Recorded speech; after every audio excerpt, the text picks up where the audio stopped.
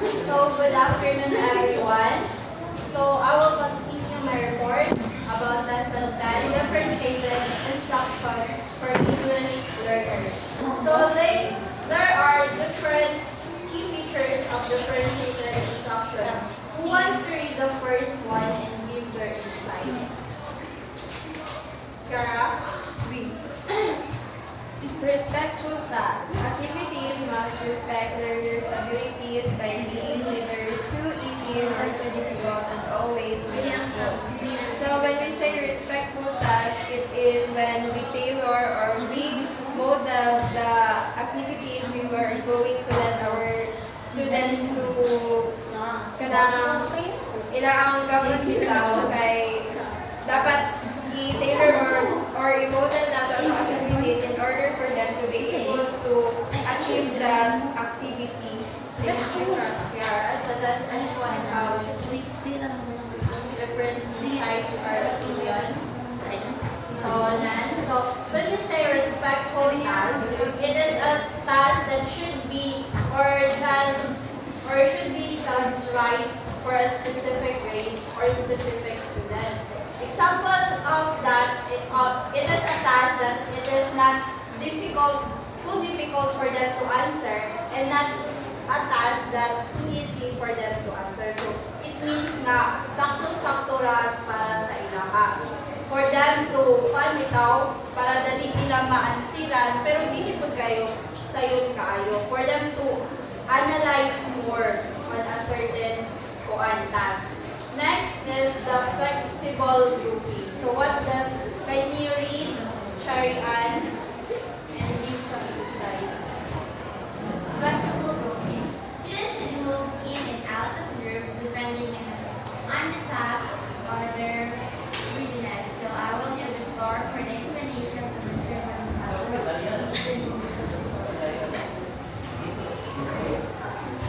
Flexible grouping. Students should move in and out of groups depending on the task and their readiness. So when we say flexible grouping, it is the person or it is the students who are easily adaptable in including activities depending on their task or their readiness.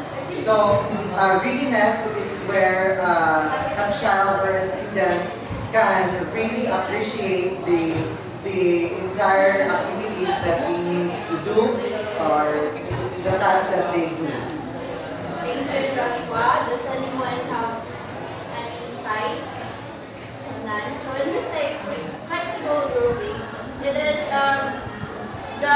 this approach, students should not be stuck forever on a specific group. In this case, the children have the chance to communicate or socialize with other students. Then they can communicate to them and give some insights or learn from their own students. So, example of that is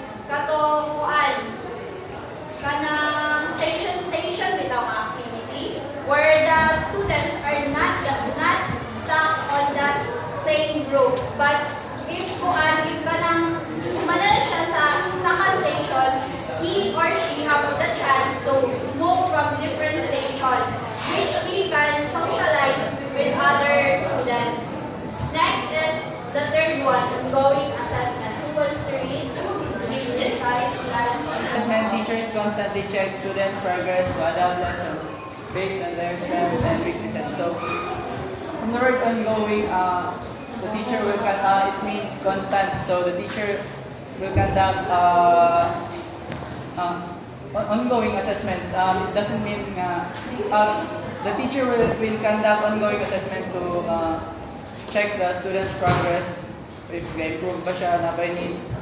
Are there any changes that needs to be applied for those students na ma-adjust bitaw sa ilang learning capabilities? So, thank you, Dan. So, when we say ongoing assessment, teachers are always check the progress of the students. So, we all know that they two categories sa each lesson and assessment. The pre-assessment and the formative assessment.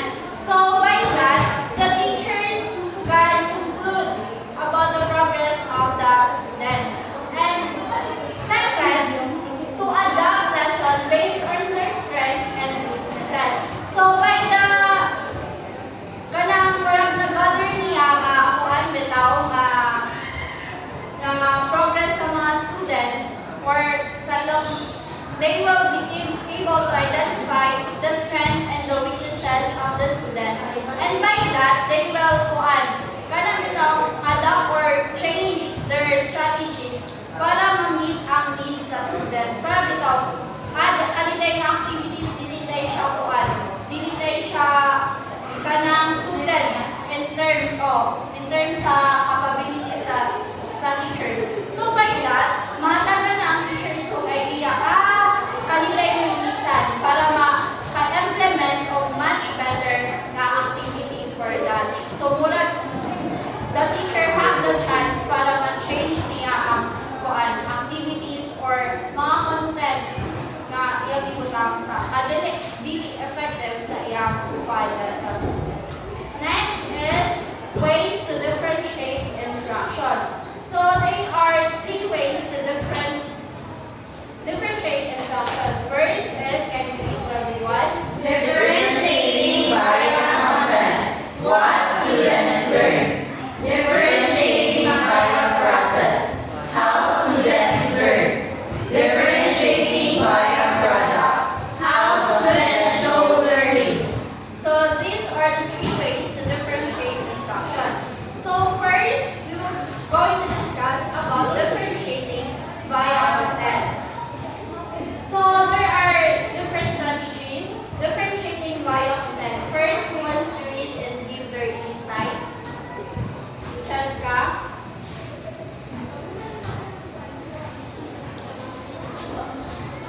Differentiating via content. Compacting? Compacting Dili. Compacting the curriculum.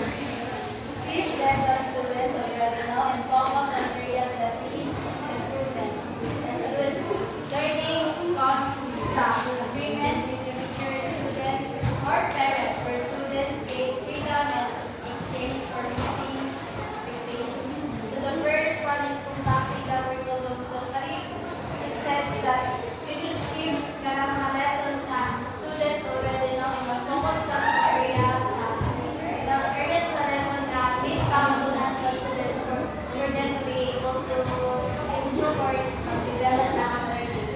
And the second one is learning contracts, agreements with teachers and students or parents. So in this, na-agreement namin between teacher or parents pa sa students, inuwi sa naka. First round. First round. So, compacting the curriculum. Skip, thank you, just compacting the curriculum. Skip lessons students already know and focus on areas that need to improvement. So, we all know that in DepEd, or if we are going to teach, like, gamit lessons or the curriculum guide us about lessons that we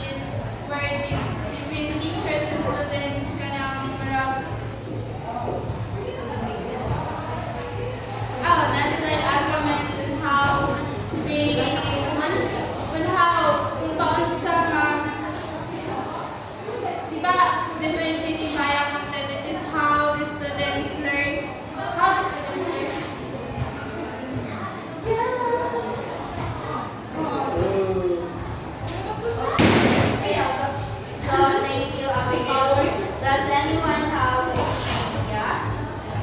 So none. So when we say learning contract, it is an agreement. Do you have any idea? Ano ka no? Si Elisa, tas next ikaw. Ha? Eh, pag ngayon na yun, ako yun. So learning contracts is about the setting agreements between the teachers and students, wherein the students can acquire their or gain their freedom and can meet their expectations. Thank you, Amy. Vance? For me, based on what I understood from learning contracts, agreements between teacher and students or parents. So, for example, if request ang students sa yung parents nga gusto siya magdalag cellphone, so maging mag-agreement ang teacher o ang parents nga pwede siya magdalag cellphone pero dili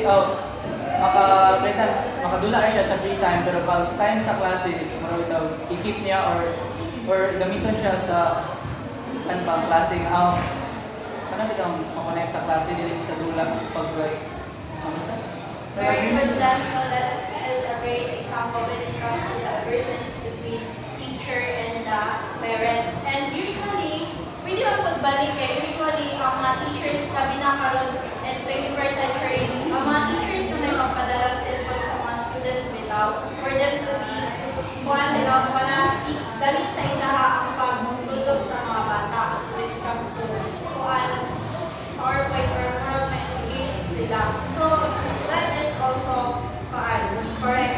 And usually, it is an agreement between, next is an example between teacher and students. So, we usually, observe in the class. Example of that, a simple example is in the, sa atong demo sa classroom rules. Di ba, usually, instructor, bingon nga, pangutan mo na ito atong mga bata kung naman sila gusto ni bungag, or gets okay na ba ito ang classroom rules. So by that, ang students o ang teacher na nahihipag-agreement na nahihipag sa ila. And next, kanang mga na yung mga projects. Mingon tayo ng teacher, kano sa man gusto ninyo ipasa? Or sa mga lesson plan, kano sa man gusto ninyo ipasa? Kano sa man by that, ang students na ay opportunity to take ownership on their learning. So, that na sila ay freedom to choose or basta to choose. So, that is learning contracts. Next is tired lessons. Who wants to read and give their insights? Lisa?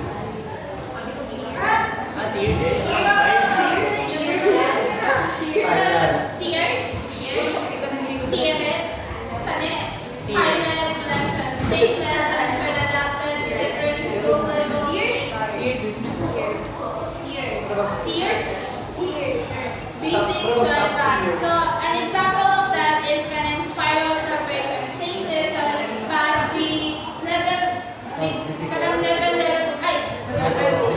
but the level ang iyahang kuan. For example, basta spiral progression na siya, guys. In addition, generalized idea about it that the tiered lesson is just like the spiral progression in which each level have the same topics but a different complexity level. Like for example, if we're talking about addition, so in grade 1 in grade 1 they're just dealing one number at a time, but in the grade 2 they're dealing with two numbers na. From grade 3, three numbers na. So that means that the spiral progression or the tiered lesson lessons are using the same lesson, but they have a different complexity level. Thank you, Cherry Ann. So, that is right now. Usually, the third lesson usually emphasizes the progression. So, same lesson but adapted or different in terms of complexity. Next is level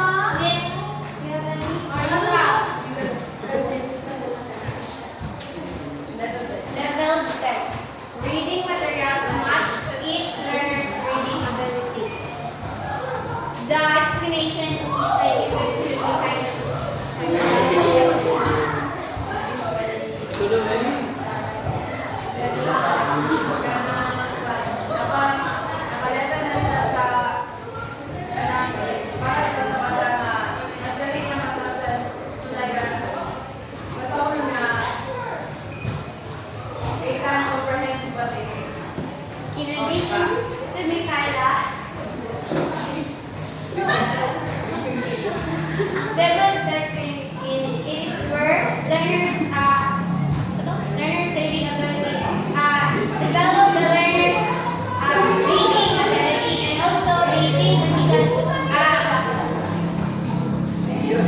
they develop critical thinking and reading comprehension. Sige, sige, David. Isa, balik ka daw. From the top, lagyan niyo kayo. From the top. Romeo.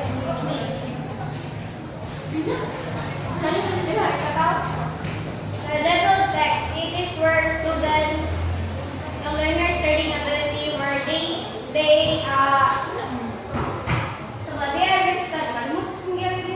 understand by they develop critical thinking and reading ability, where they comprehend or they understand what they have read. Diba?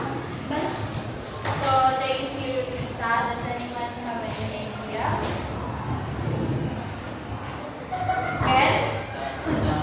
Level test, this ensures students maka-learn siya sa recognize yung nangyayari sa students. Hindi siya ma-frustrated or ma-allocated. Thank you, Ken. Anyone?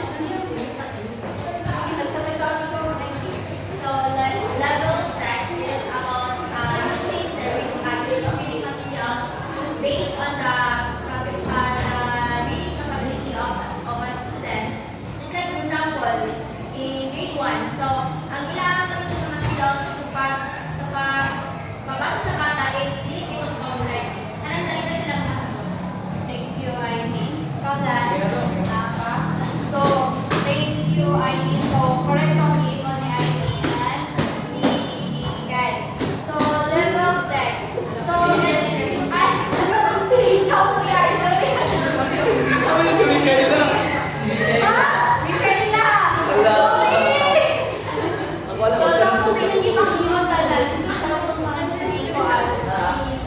So when we say level text, it talks about reading materials. Example of that, diba? We usually observe in either or grade 1, the reading materials are more on pictures, diba? Usually they will use more on visual na yung mga picture na mga lagko. Then ang text kay gagmay ra. Kagets mo? Yes. But and so on, if ang level or grade is nagkataas na, more on sila, more on reading na dun sila, and not all visualization. So that is example of level text. Next is differentiating via process. So in this topic, we will going to answer how students learn. First is cubing. Explore a topic from 6 different perspectives. Describe, compare, associate, analyze, apply, and argue. So who wants to give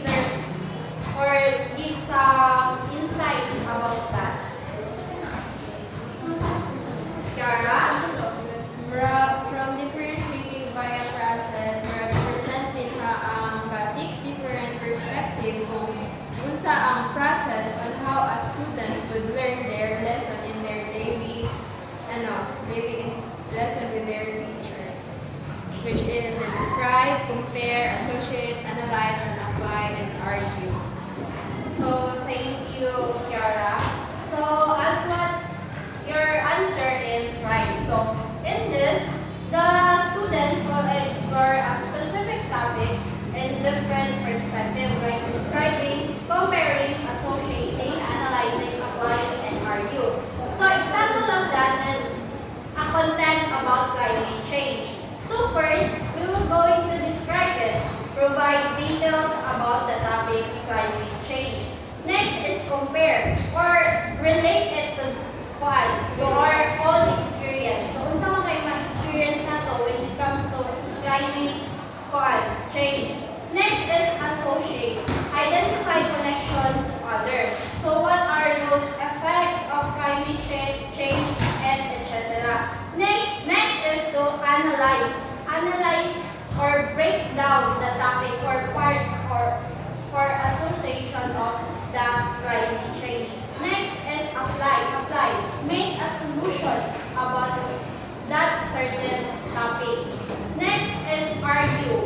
So take a stance for against it. So is kay kuan if more nag-argue nimo ang imong kuan, imong more hypothesis or kuan bitaw sa ka-topic or imong kana bitaw view sa climate change. Gets ra? But it was argue by one siya, kanang natural ba siya, ang climate change, or kanang sa human as without. Yes, that's right. Pero pwede mo siya sakto to. Pero wala mo siya association kay you are going to kuan to kana bitaw know the kuan the effects of it. Natural disaster or human disaster. Pwede po, sorry. Next is the RAF, Role, Audience, Formal, and Topic. So help students write from different perspectives. Example, a reporter writing a news article. So I have here an example of RAF. First is the role, audience, formal, topic. In role, we have the newspaper reporter. And audience, newspaper readers. And format, news article. And the topic, current state of the Philippine Health Department.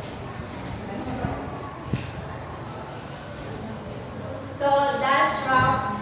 Kanang clear to you guys. So I have to explain it. Okay. So next is graphic organizer. Can you read everyone? Visual tools that help students organize and connect ideas more easily. So does anyone have any idea, Kaligaw? What do you think is graphic organizer?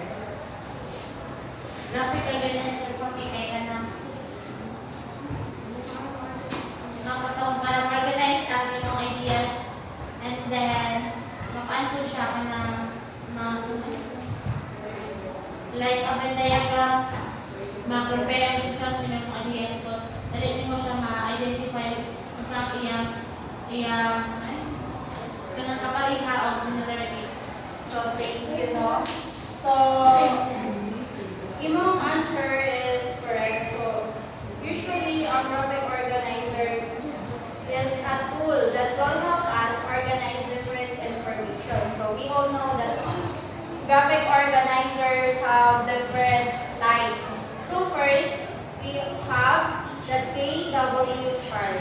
Who wants to read? Oh, who wants to read? Who wants to? Oh, what is KWL chart? Does anyone have any idea? No. What is KWL? Yes, Sherry.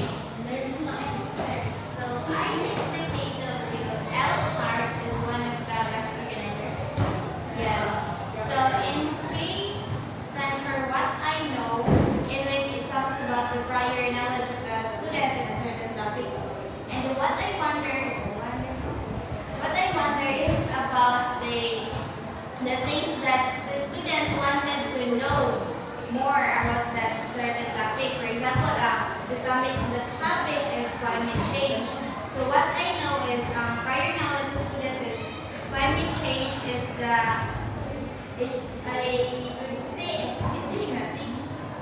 disaster that is present. For example, and what I wonder is what are the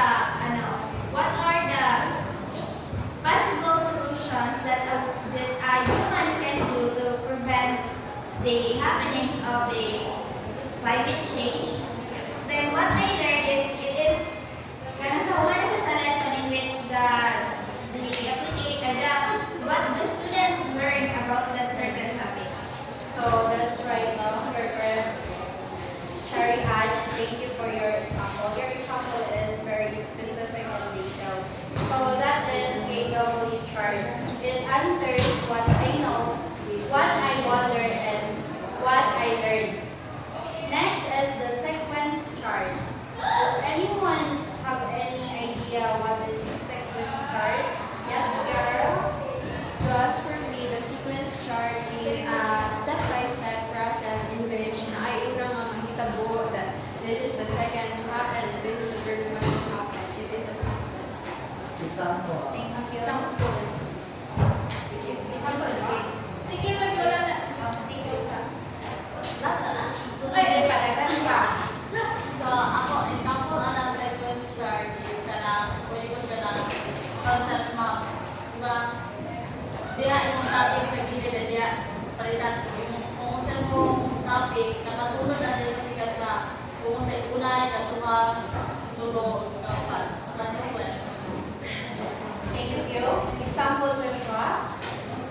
Sequence chart for me is, Kiara said earlier that it is a step by step. So example for that is when we are doing cooking. So there are many things that we need to do step by step for be able to us to have a good quality of food or kung saan na ito ang luto. Yes, correct.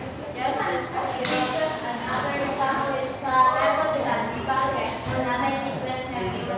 Diba, step by step na siya para magamata proper. Yes. Thank you. Thank you, Chester. So both your answer are correct. So when we say sequence chart, it is the order of a certain occurrence of the topic that presented to you. Next is the process chart. What do you mean by the process chart? Yes? Define process chart. Hindi ako ng cycle. Sige, diba? Process chart. So when we say process chart, it is the same as cycle. So for example, cycle lang na siya. So example for that is what we have in communication. Yes. Same as tayo mag-report. So we have our plan. When we have deliver, they have decode, encode, then receive. Basta meron something, feedback, and then balik ako na yun sa speaker. Then again and again, nag-cycle, again po ng communication. So now, your was marami yung mga nawong kasultis about the differences of process chart to the sequence chart. So, can anyone answer that? Yes. What is the difference between sequence chart and the process chart? So, wait, So for me, a sequence chart, it is the step by step but not continuing. Yes. While the process chart it is step by step but it is continuing. So that's right.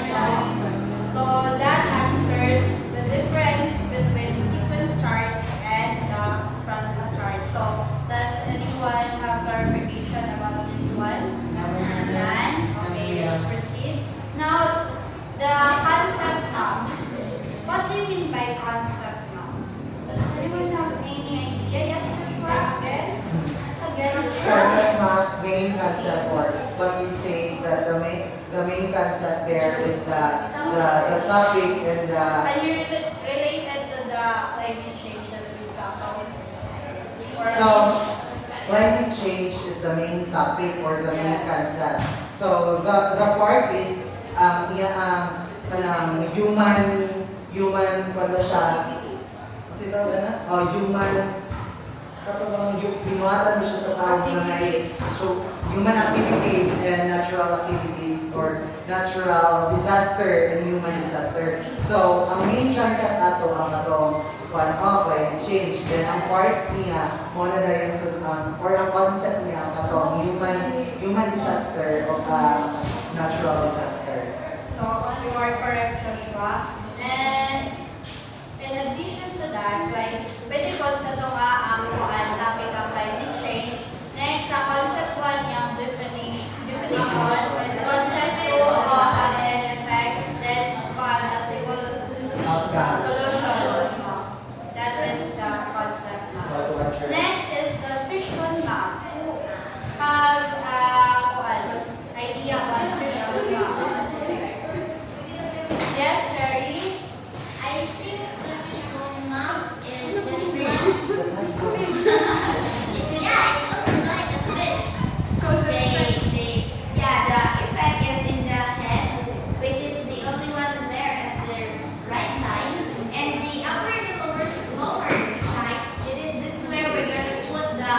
cause of the main cause of that climate change. That's how are we going to use the first one now in nothing of climate change? Yes, thank you, Carrie Ann. Thank you for your example. So, freshman map, you can answer the cause and effect of a certain topic. So, sa ulo niya, or diha, sa kinakiliran nga ba, that is the topic. Sa ibabaw, ang cause, and sa ubos, ang effect. So, is that clear, everyone? Okay. Let's proceed to differentiating via product. So, in this topic, we will go into answer how students show learning. Kapit ako. Okay. Now, differentiating via product. So, who answer the first sentence? I mean, Students demonstrate understanding in different ways. Posters, essays, reports, presentations, projects, etc. now who wants to answer? Read the second sentence. Yes, Joshua, read the Teacher must provide choices so students can express learning according to their interests and styles. Next, the third sentence. Yes. Again, students demonstrate the learning in different ways, posters, essays, reports, presentations, projects, etc. So,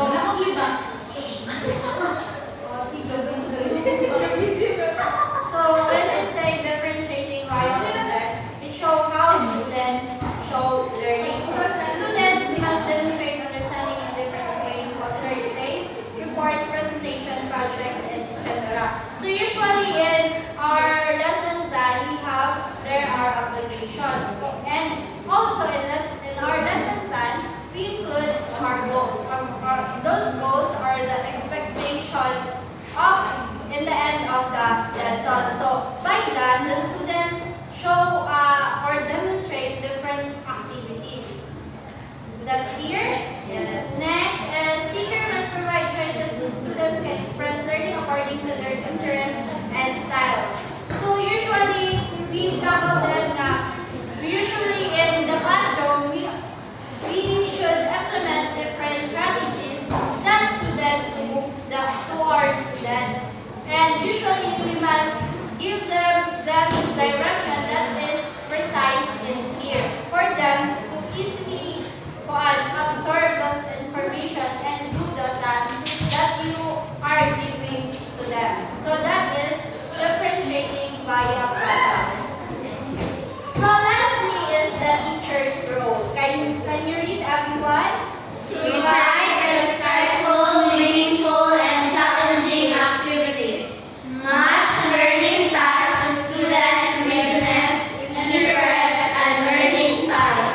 Create a classroom where all learners grow regardless of their current levels. So please bear or remember this is the teacher's role. So provide respectful, meaningful, and challenging activities.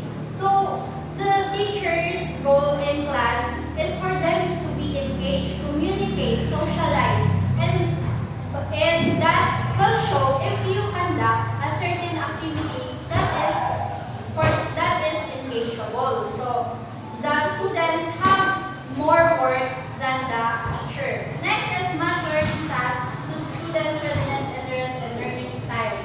So usually, we always say that one of the goal of the teacher or role of the teacher is to adjust her lessons by the need of the students.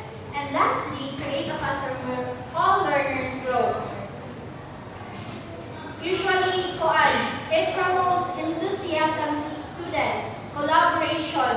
You as a teacher, you must promote or i-help i-uplift sila. Kabitaw hatagan sila activities na kabitaw dali na nila mahuman and na sila'y ma-feeling nahuman ako ni na sila'y ba?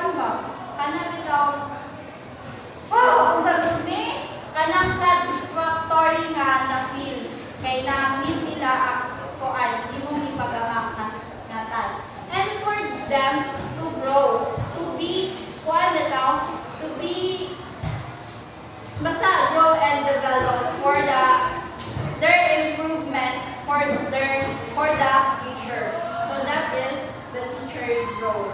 So next is our post activity, and we are running out of time, so we are going to skip that. So that is all. That is all my topic. Thank you. So now we're going to do our assessment. So kindly get 1/4 sheet of paper.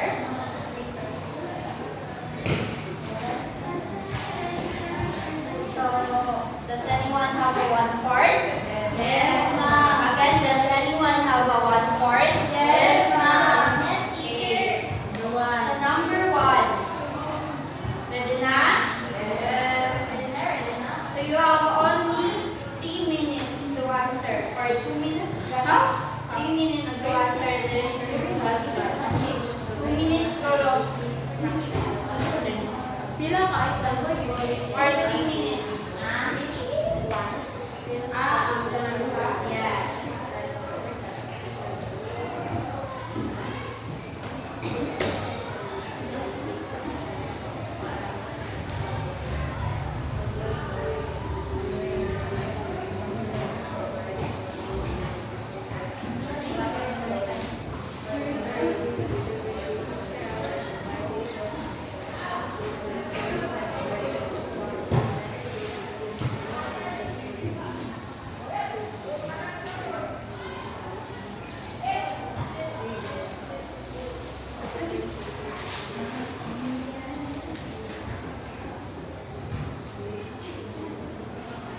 Ano na?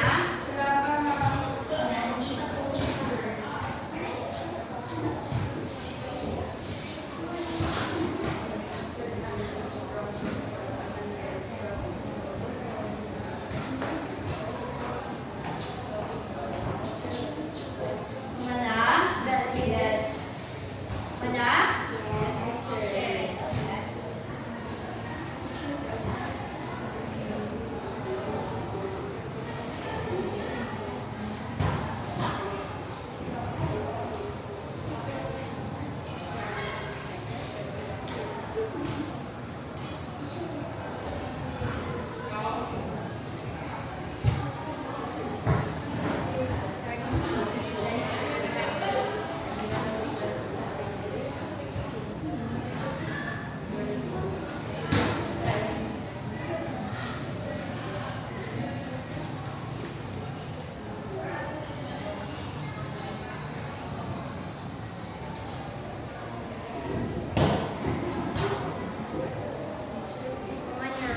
Mana?